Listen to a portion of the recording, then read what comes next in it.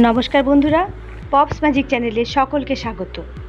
খুব সহজ এবং চটজলদি রুটি বা পরোটার একটা তরকারি এই জিরা আলু।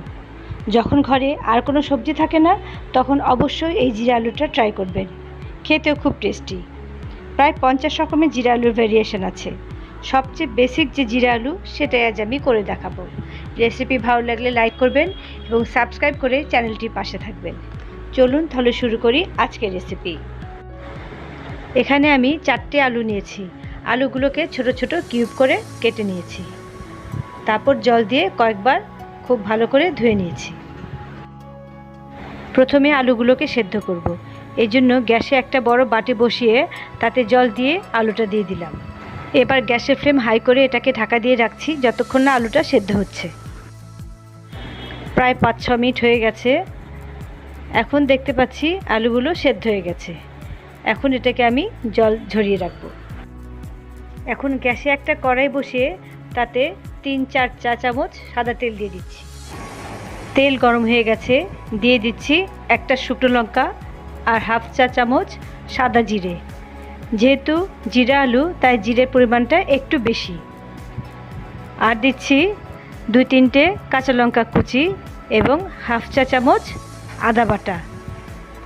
কয়েক সেকেন্ড এটাকে একটু নাড়াচাড়া করি। এখন দিয়ে দেব সেদ্ধ আলুগুলো। দিচ্ছি হাফ চা চামচ নুন। নুনটা যার যার স্বাদ মতো দেবেন। আর দেব খুব সামান্য হলুদ। এখন মিডিয়াম টু হাই ফ্লেমে আলুগুলোকে আমি একটু ভাজা ভাজা করব 2 মিনিটের জন্য। আপনারা এইভাবে আলু সেদ্ধ না করে সেদ্ধ আলু ছোট ছোট টুকরো করে কেটেও এই রেসিপিটা করতে পারেন। অনেক সময় সেদ্ধ আলু ফ্রিজে থেকে যায়, তখন এই রেসিপিটা করা আরও সহজ হয়ে যায়। এখন আলুটা ভাজা ভাজা হয়ে গেছে।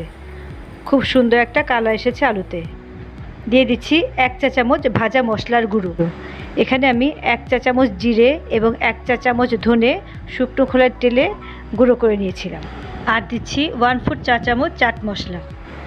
চাট মশলা না থাকলে আমচুর পাউডার দিলেও হবে।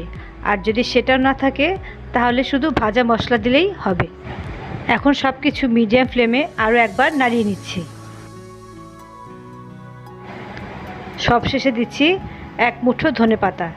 ধনেপাতা একটু বেশি দিলে খেতে ভালো লাগে। আরও একবার নাড়িয়ে আমি এখন গ্যাসটা অফ করে দিচ্ছি। খুব অল্প সময়ে তৈরি হয়ে গেল জিরা আলু।